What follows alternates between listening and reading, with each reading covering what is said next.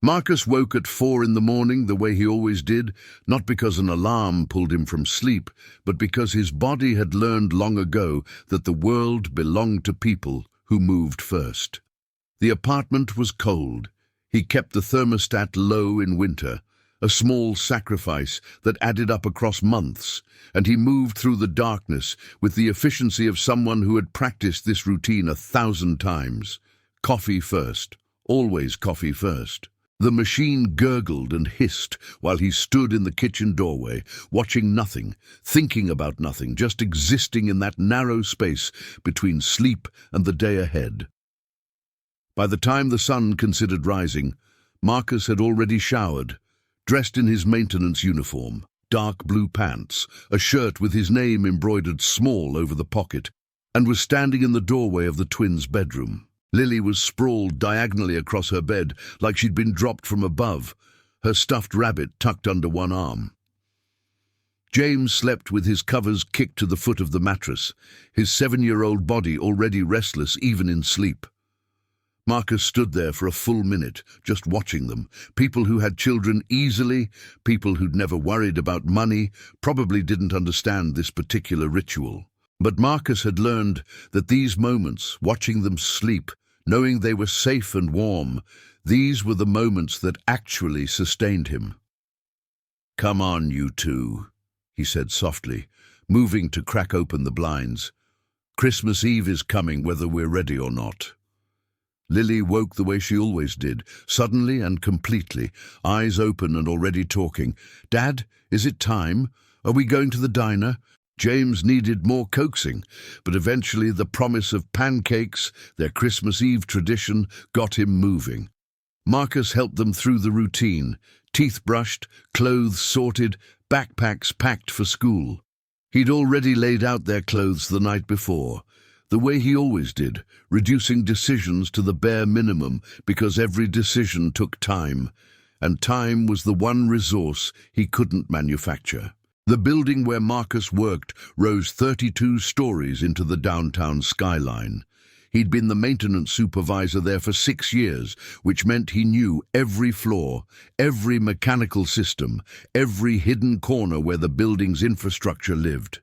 He started his day at 6, moving through the basement and sub-levels, checking boilers, testing alarm systems, looking for the small problems before they became expensive ones.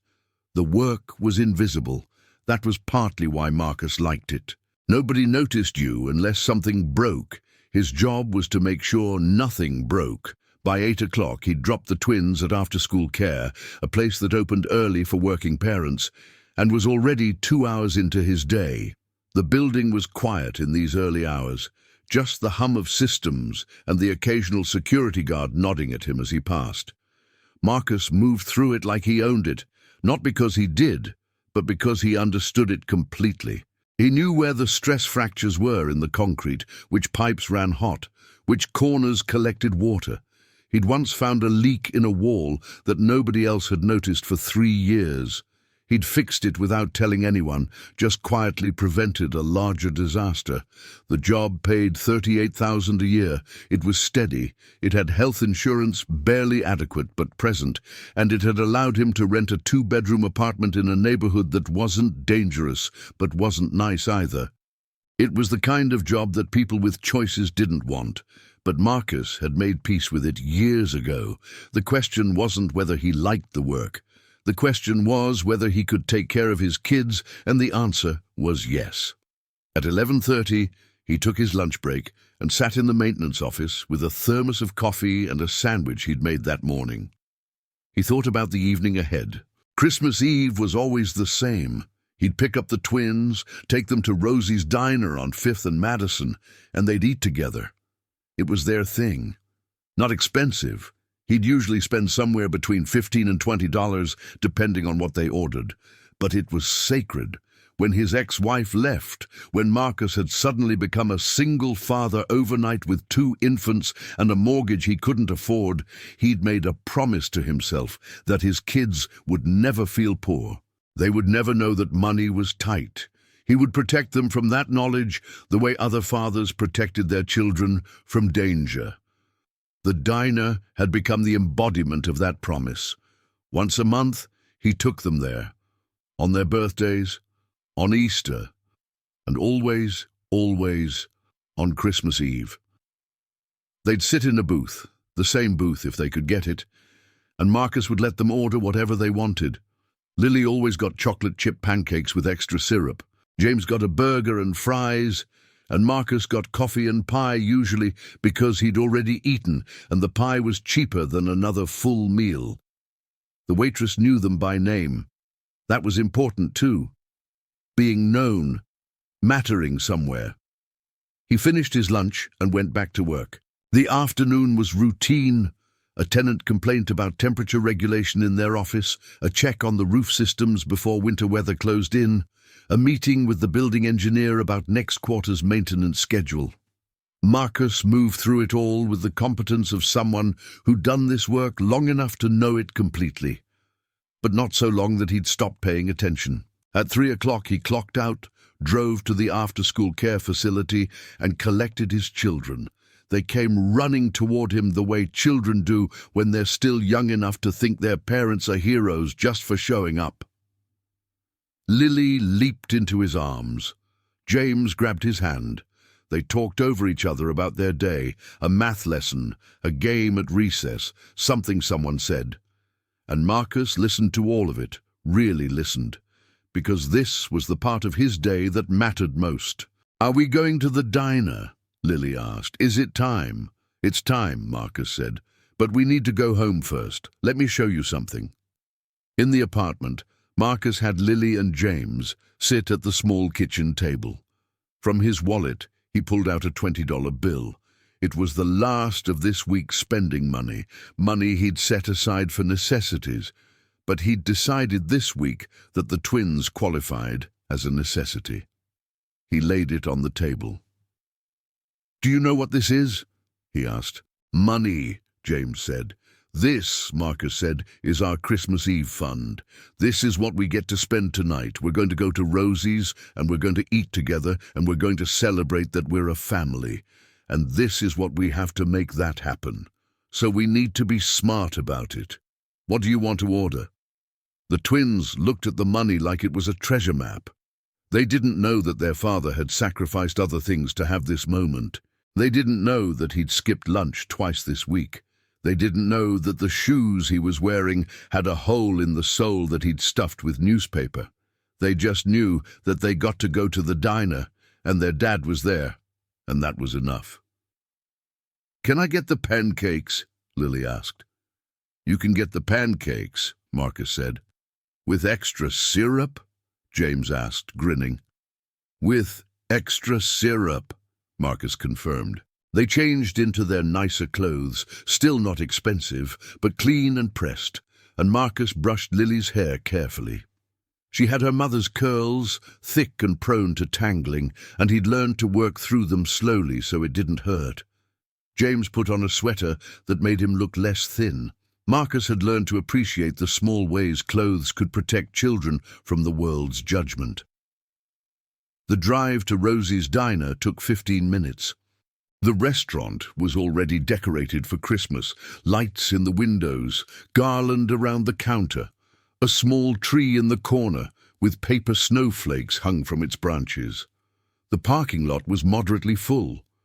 Christmas Eve brought people out, families wanting to gather in places that felt like tradition.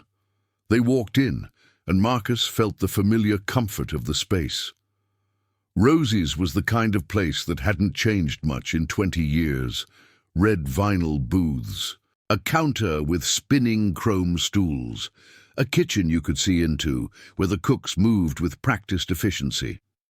The waitress, actually a woman named Denise, though everyone called her by her name tag that said Rosa, smiled when she saw them. "Marcus, the twins! Merry Christmas Eve!" She led them to their booth, the one by the window. The usual, Marcus confirmed. They settled in, and Marcus felt his shoulders relax slightly. This was the part of his life that worked. This small, ordinary moment. His children on either side of the booth, the promise of food, the warmth of a place that knew them. The menu came, though they all knew what was on it. The twins looked at it like they were deciding something crucial. Marcus watched them, committing this moment to memory the way he'd learned to do. Years from now, he wanted them to remember this diner. He wanted them to remember that their father had always shown up. That money had never been allowed to diminish their sense of being cared for. "I'm going to have the chocolate chip pancakes," Lily announced, "with extra syrup and whipped cream." Marcus made a note of the whipped cream. That was new. That would push them slightly over budget. He did the math quickly. Pancakes were probably $8. Add whipped cream, probably 50 cents more. James wanted a burger and fries, which would be around $9. Marcus's coffee and pie would be around $5. They were looking at around $23 with tax and tip. "Whipped cream sounds perfect," he said, and made a mental note that he'd leave a smaller tip than usual. The math had to work. It always had to work. While they waited for their food, Marcus asked them about school. What were they learning? Who were their friends? What made them laugh? He was genuinely interested. It wasn't a performance of fatherhood. It was the actual experience of fatherhood. But he was also doing something else. He was filling this moment with presence. He was making sure that if they remembered anything about this night, it was that their father had been fully there. The food arrived, and there was that moment that happened every single time, the moment where the twins looked at their plates and smiled like they'd just been handed the greatest treasure. A simple meal, pancakes and a burger, but to them it was Christmas Eve at Rosie's diner with their dad. It was abundance. Marcus watched them eat. Lily got syrup on her nose and giggled when he wiped it away. James asked if he could have a bite of Marcus's pie, and of course he could. These were the moments that made everything else worth it, the early mornings, the tight budget, the shoes with holes in them. The diner was moderately busy, filled with the low hum of Christmas Eve conversation. Families gathered in booths. A couple sat at the counter. The waitress moved between tables with practiced efficiency. It was a scene of ordinary American life, nothing remarkable. Nothing that would catch anyone's attention. Just people eating together on Christmas Eve. Then the door opened and a woman walked in alone. She was probably in her early 50s, wearing an expensive coat and carrying a leather briefcase that probably cost more than Marcus made in a month. Her hair was perfectly styled, her makeup immaculate, but there was something about her face that was closed. She looked like someone who had just finished solving a very difficult problem that had left her feeling very empty. Elena Vasquez had just come from her office, where she'd spent the last 8 hours finalizing the details of a major cost-cutting initiative. 215 employees would be laid off after New Year's. She'd personally reviewed the list, approved the severance packages that were as generous as the board would allow, and signed off on the communication strategy. It was necessary. The market demanded it. The shareholders expected it. And yet, as she'd sat in her office with the city lights coming on below her, she'd felt something that years of success had taught her to ignore. A profound, aching emptiness. She'd been married once. That hadn't worked out. No children. She'd chosen career over that particular risk. Friends were largely colleagues, which meant they evaporated when circumstances changed. Her family was distant, disappointed that she hadn't become the kind of woman they understood. She was alone in a way that money couldn't fix, and she'd gotten very good at not thinking about that fact. But today, Christmas Eve, with 215 people about to lose their jobs, the numbness hadn't held. She'd driven without thinking about where she was going, and found herself at Rosie's diner, a place she'd eaten at maybe twice in her life, because it felt anonymous enough to sit in and think about nothing in particular. She sat at the counter, ordering coffee and pie, the same thing she'd eaten here before, and was reaching for the sugar when she noticed them, a man and 2 children in the booth by the window. The man was probably mid-30s, wearing clothes that had been carefully maintained but were obviously not expensive. His maintenance worker uniform was folded neatly beside him. The children were 7 or 8, a girl and a boy, and they were looking at their plates like they contained something miraculous, but it wasn't the clothes or the appearance that caught Elena's attention. It was the presence, the way the man was fully attentive to the moment. He wasn't checking his phone. He wasn't distracted by anything external. He was simply there, completely, in the company of his children, and they were basking in that attention the way flowers turn toward the sun. Elena watched as the girl got syrup on her nose and the man wiped it away with a napkin, laughing. She watched as the boy asked for a bite of pie, and the man immediately offered it. She watched as the three of them existed together in a bubble of genuine connection that seemed to have no relation to money or status, or any of the metrics by which Elena had learned to measure human value. She didn't mean to stare, but she couldn't look away.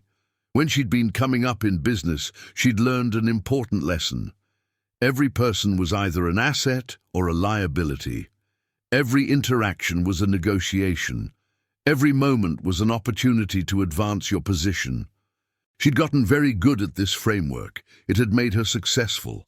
It had also made her completely alone. Watching this man with his children, Elena felt something shift. She felt it in her chest, a kind of catching sensation, like her heart was trying to teach her something her mind had learned to ignore. This man had nothing, and yet he possessed something that Elena had spent her entire life pursuing without understanding what she was actually looking for. The waitress came by, Rosa, though Elena didn't know her name, and Elena found herself asking a question before she'd consciously decided to ask it. "That man over there," Elena said, pointing discreetly to Marcus's booth. "Do you know him?" Rosa glanced over and smiled. "Oh, that's Marcus. He comes in every month or so with his twins. Really nice guy, always tips well even though I can tell he's not rolling in money. And his kids are just the sweetest." "What does he do?" Elena asked. "I don't really know," Rosa said.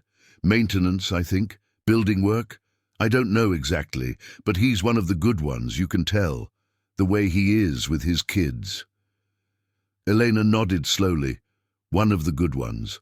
As if goodness was something that could be seen, recognized, measured. As if it mattered more than credentials or titles or corner offices.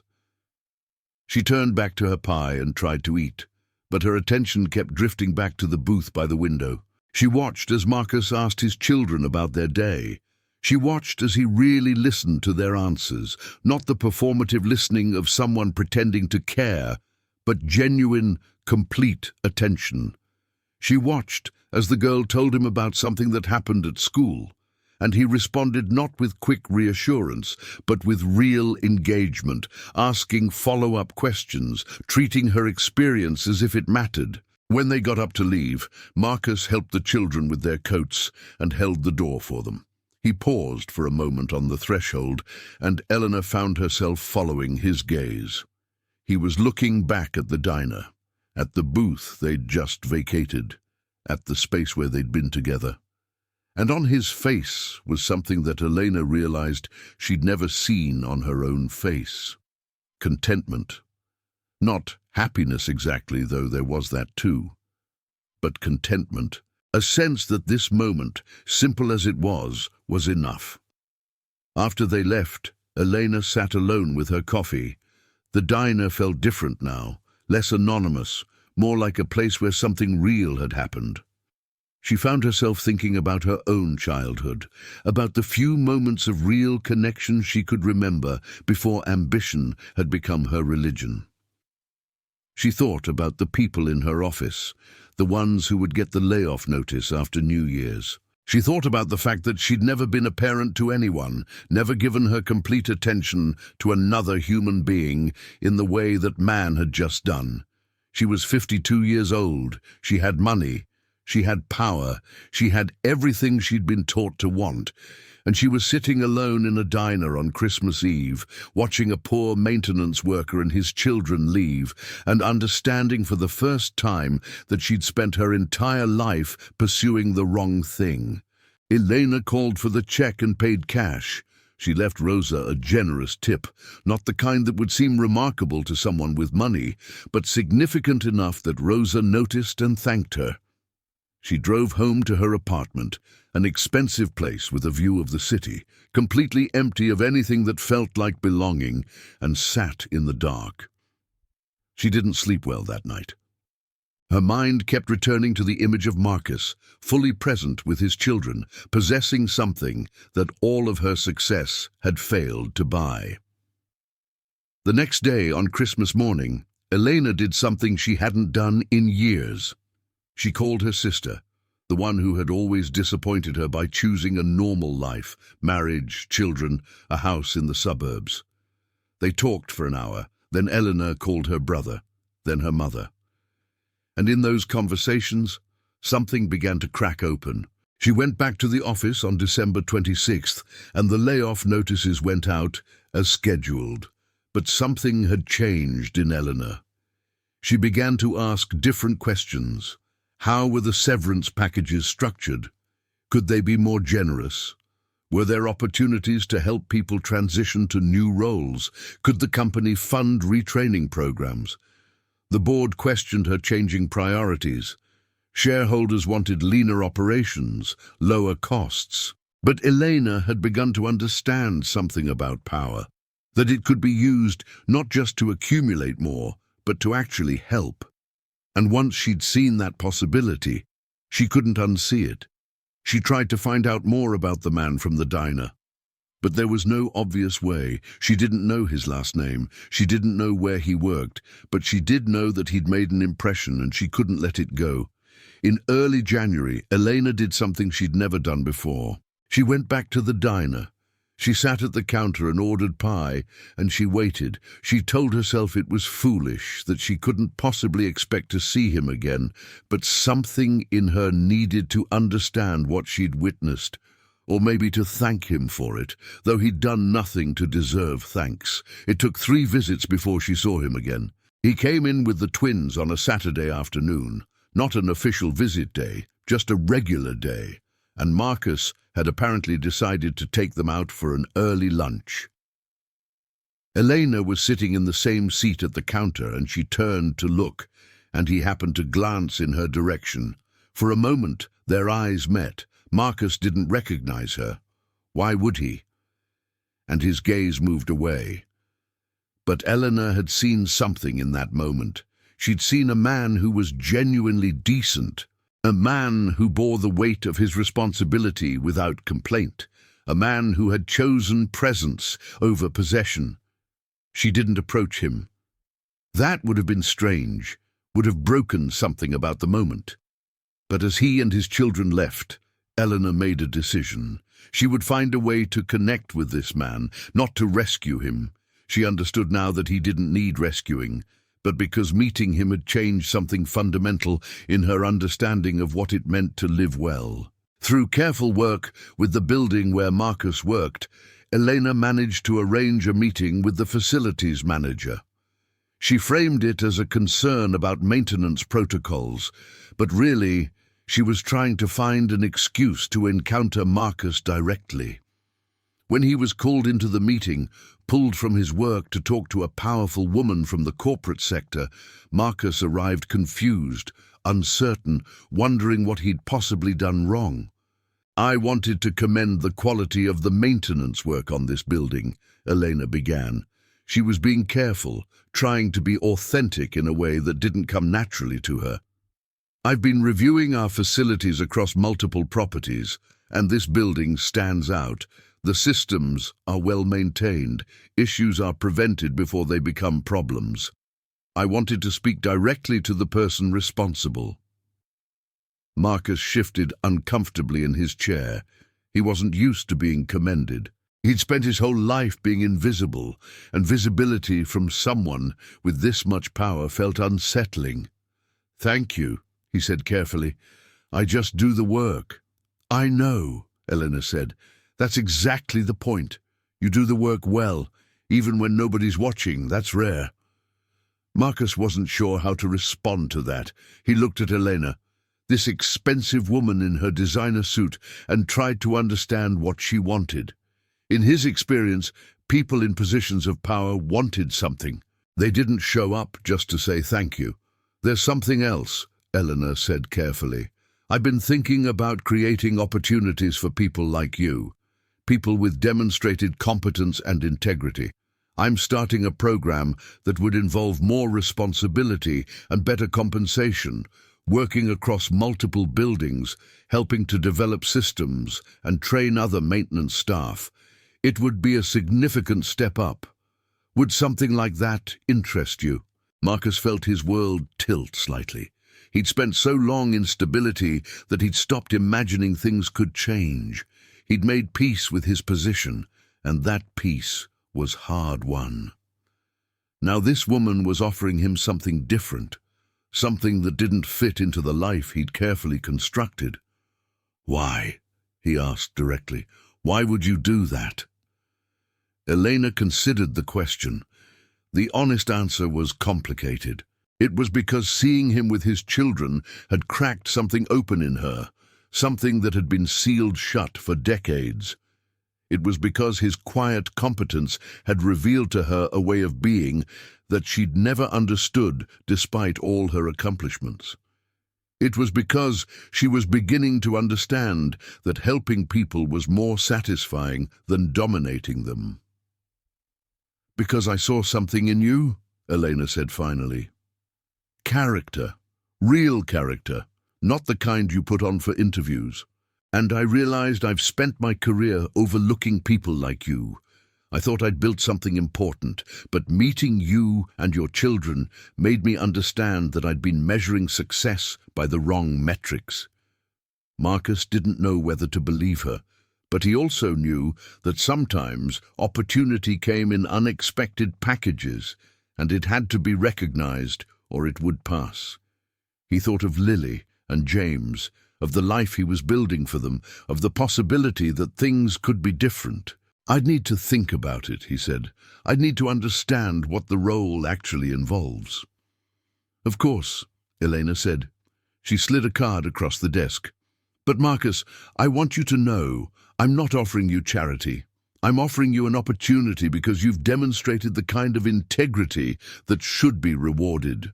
You've raised 2 children alone, on a maintenance worker's salary, and given them something that I didn't have as a child raised by a CEO. You figured out something important about what actually matters. I think you could do more with that gift. Over the next few months, Marcus took the role. It was a significant change. More money, more responsibility, but also more time with the twins because the schedule was more flexible. He was able to move them to a better apartment. He was able to stop counting pennies quite so carefully. But more importantly, he was able to maintain his presence in their lives, which had always been the actual goal. Elena watched from a distance as Marcus flourished in his new role. But more than that, she began to change. She started to spend more time with her family. She began to mentor younger women in her company, teaching them not just how to succeed, but how to measure success by something other than title and salary. She gave herself permission to be less than maximally productive at work, to leave at 5 instead of staying until 8, to actually live her life instead of just building a resume. One day, about 6 months after Marcus had started his new position, Elena ran into him in the building. They were walking toward each other in the elevator lobby, and they both stopped. "How's it going?" Elena asked. "It's good," Marcus said. "Really good. The twins are doing better in school. I'm not stressed all the time. It's different." "That's what I wanted," Elena said. "Not to fix your life, but to remove some of the obstacles so you could actually live it." "I know," Marcus said, "and I'm grateful, but I want you to know something. You know what changed my life?" "What?" Elena asked. "Knowing that someone finally saw who I was," Marcus said. "Not what I had or didn't have, but who I actually am. I'd spent so long being invisible that I'd almost forgotten that mattered." Elena felt tears prick her eyes, which surprised her. She'd gotten very good at not crying. "You changed my life too," she said quietly. "You showed me what I'd been missing." All the success in the world doesn't mean anything if you're doing it alone. They stood there for a moment, two people who'd started out on completely opposite sides of every divide, class, power, circumstances, and had somehow ended up understanding each other. "My kids want to know if you'd come to Christmas Eve dinner at the diner," Marcus said almost shyly. "They talk about you sometimes. They think you're cool." Elena smiled, and it was genuine in a way her smiles rarely were. "I'd like that very much," she said. That Christmas Eve, 3 months later, Elena sat in the booth at Rosie's diner next to a single father and his 2 children. She ordered the same thing she always had, coffee and pie, but this time she shared. Lily got some of the pie. James asked her questions about her job. Marcus watched with quiet amusement as Elena, the powerful CEO, bent slightly in her chair to listen to a 7-year-old's story about recess. Before they left, Rosa came by with the check, and Elena paid, leaving a tip that made Marcus slightly uncomfortable and Rosa absolutely delighted. Outside the diner, Elena helped the twins with their coats, and for a moment, standing there with these 2 children and this man who had somehow become important to her, Elena understood something that she'd spent 53 years trying to understand. Grace wasn't about rescue. It wasn't about one person fixing another's circumstances. Grace was about recognition. It was about someone seeing you, really seeing you, and then choosing to honor what they'd seen. Grace was about a powerful woman finally understanding that the poorest man she'd met was actually the richest because he possessed something that couldn't be bought, the ability to be fully present with another human being. And Grace was also about a man with nothing, who'd maintained his integrity and presence through years of invisible struggle, finally being seen by someone who mattered, not rescued, seen, honored, recognized. As they walked toward the parking lot, Marcus turned back to look at the diner one more time, at the lights in the window, at the warmth inside, at the place where his daughter had gotten syrup on her nose, and his son had asked for a bite of pie, and his life had somehow shifted into something better. He'd come to Rosie's with $20 and 2 children, expecting nothing more than a moment of connection in the middle of a difficult life. He'd left with that moment, but he'd also left with something else. The knowledge that character does matter, that invisible sacrifice does get recognized sometimes, that grace doesn't always arrive as rescue. Sometimes it arrives as someone finally seeing who you actually are, beneath all the circumstances and all the invisibility. Elena drove home that night and didn't feel alone. For the first time in 53 years, the emptiness in her apartment didn't feel like a tragedy. It felt like an invitation to fill it with something real. She thought about going back to school, about shifting her career in a new direction, about the possibility that it wasn't too late to become someone different than who she'd built herself to be. She thought about the twins, sleeping now in their apartment, safe and warm and surrounded by a father's unwavering presence. She thought about Marcus, who'd taught her without ever knowing he was teaching her, who'd shown her through his ordinary life what it actually meant to be rich in the ways that mattered. And she understood that the real turnaround wasn't that she'd given him an opportunity. The real turnaround was that he'd given her something infinitely more valuable, a reason to live differently, a vision of what success could look like if you measured it by presence instead of power. If you measured it by the depth of your connections instead of the height of your titles, if you measured it by the quality of the moments you created with the people you loved instead of the size of the salary you'd achieved. The story of Marcus and Elena wasn't about a poor man being lifted up by a rich woman. It was about 2 people on opposite ends of every scale, power, money, success, finally meeting in a diner and recognizing in each other something that transcended all of those categories. It was about grace working both directions. It was about the possibility that sometimes the person you think needs help is actually the one who's been doing everything right all along. And the person you think has everything is the one who's been poor in the ways that matter most.